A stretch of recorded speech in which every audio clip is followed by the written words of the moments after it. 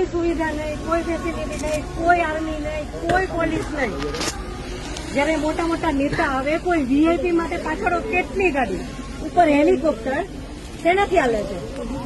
Tax pay કરે છે એના ઉપર નથી. વીઆઈપી માટે જે સર્વિસ છે એ આ લોકો માટે કેમ નથી?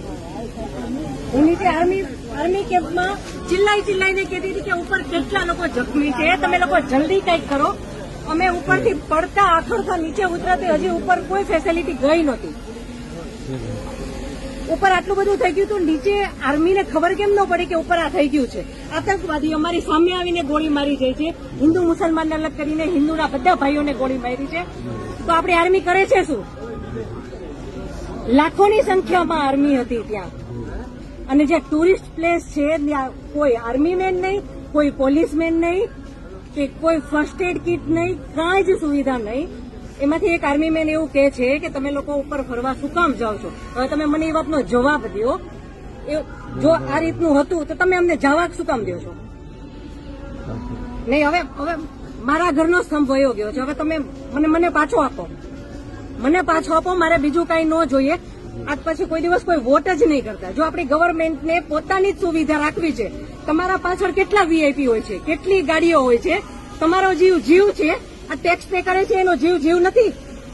આ છોકરાઓનું શું, આનું ભવિષ્ય શું? આને ડોક્ટર બનાવી છે, આને એન્જિનિયર બનાવો છો, હું કઈ રીતે બનાવીશ? નહીં, મને ન્યાય જોઈએ. મારા છોકરાનું ફ્યુચર ખરાબ ન થવું જોઈએ.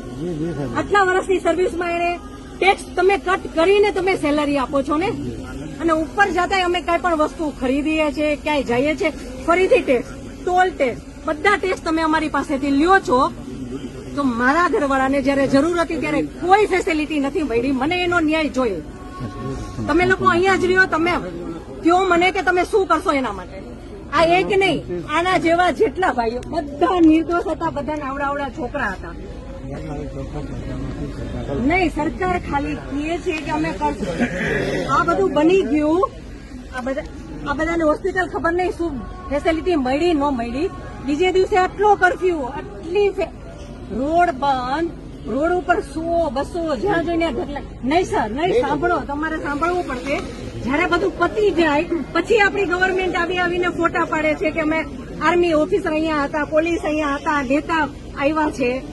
પછી શું કામનું? અને આર્મી ઓફિસર એવું કેમ બોલી શકે કે તમે લોકો ઉપર જાઓ છો શું કામ ફરવા? અને ત્યાં એક બોલ્યો તો બાકીના બધા સાંભળતા હતા, તો કોઈ કાંઈ ત્યારે કેમ ન બોલ્યું? અમે ત્યારે એમ બોલ્યા કે આર્મી મુર્દાબાદ, કે આર્મી હાય હાય, તો અમને પકડીને કેમ અંદર ફેંકી દે છે?